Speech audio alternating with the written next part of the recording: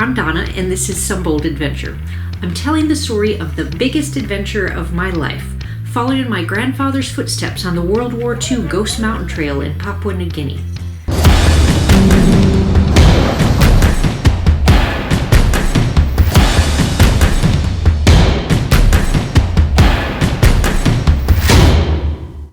I've often said hiking the Kapa Kapa Trail was the hardest thing I've ever done.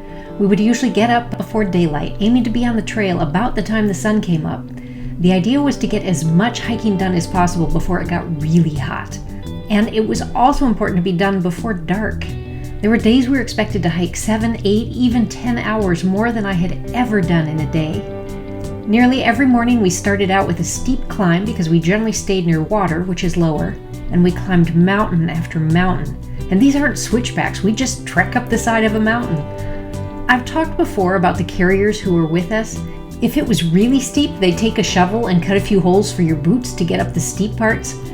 Sometimes we'd trek through water, and not just across a stream, but long treks through rivers.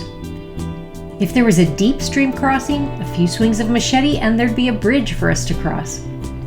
It was so incredibly hot. If you look here, I am absolutely dripping with sweat. And that's how it was all the time, except for that really cold bit at the top of Ghost Mountain. My glasses were always fogging up from the humidity. I ended up hiking quite a bit without them, which isn't great, but I couldn't see with them either.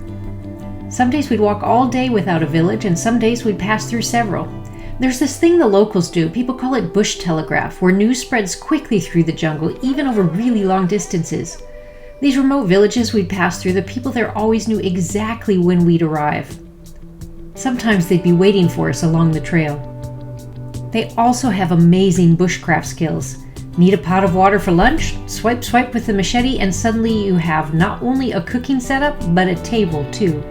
Let's talk about some of the things we saw on this trip. Before I left, since I didn't know what I was getting myself into, I googled ways to die in Papua New Guinea. Number 1 on that list was the cassowary. It's a bird. A big bird was top on the list of ways to die there. These are not my photos. It's considered to be the world's most dangerous bird. They're big like an ostrich but look a bit like a dinosaur. They have powerful legs so they can run fast, jump high, and their claws are like daggers. They can disembowel you if they want. Fun, right? The only one I saw on this trip was this one, which was in a cage. Well, this baby one too, which doesn't look so dangerous. There were a lot of leeches, though I don't have pictures of any. We were in a spot once where they were on blades of grass, and when you went through the grass, they would extend out all wiggly and creepy and try to get to you. I got leech bites, but I never actually saw a leech on me. They drop off when they're full. I got bit by an ant once, no pictures of that either. I was going over a log and I put my hand down, and it bit me, and I picked my hand up and it was still attached to my finger, and I tried to knock it off and it wouldn't come off. And one of the porters took my finger and he just pulled it off like that and then just rubbed the spot where it bit, which eased the sting a little bit. We saw this spider too, which was apparently harmless, at least based on its behavior. It honestly seemed downright friendly. One of the most dangerous things we saw was a snake, a Papuan black snake, incredibly deadly. Again, not my photos, for good reason. Some of the porters came across the snake first and it was on the trail, and they told it if it would move off the trail, then no one would mess with it. When we got up to where they were, the snake had moved into a tree. And since they'd promised we would leave it alone, we did not take any pictures of it. If you make a promise to a deadly snake, you should always keep it. No one needs that kind of bad karma. We saw some interesting bugs too. Like this giant grasshopper. And is this considered a bug?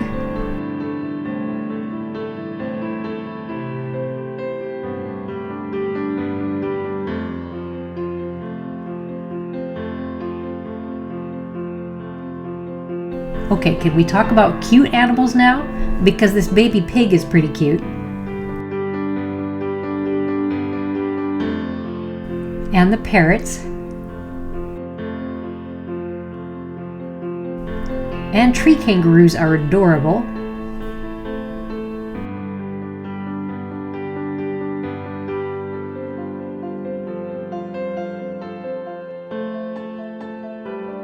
All right, back to hiking.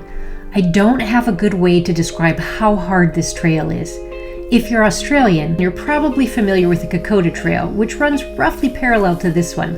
The Kapa Kapa, though, is about twice as long and steeper and a lot less traveled. It's been referred to as Kokoda on steroids.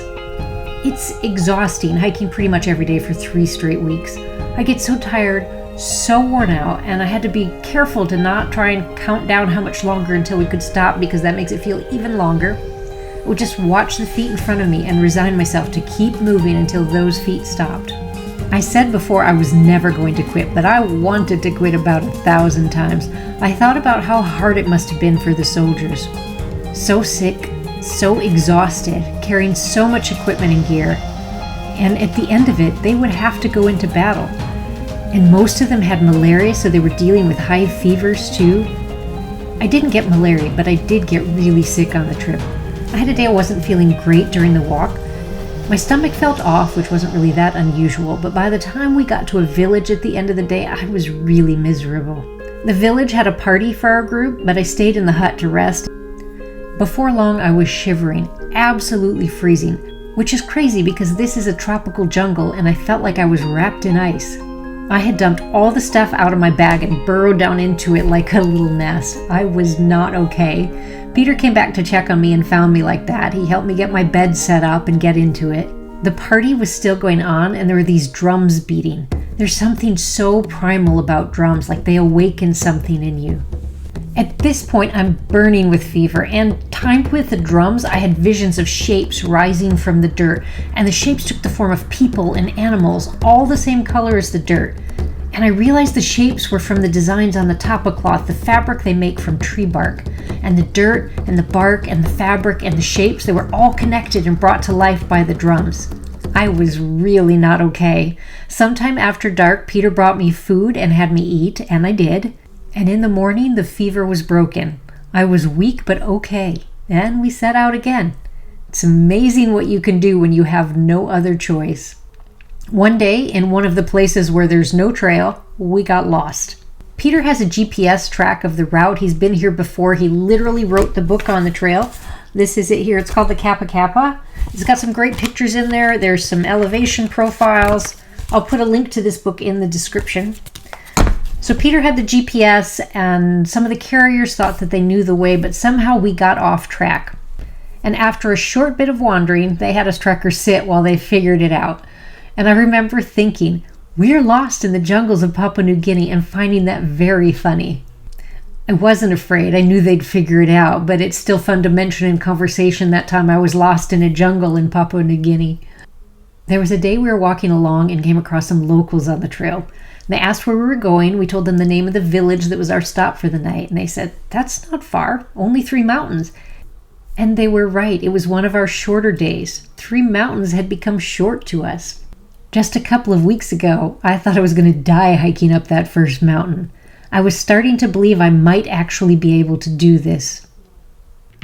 That's it for this video. I hope you liked it. If you did, give it a thumbs up. Subscribe to my channel to join the adventure. Next time, I'm going to talk about Buna.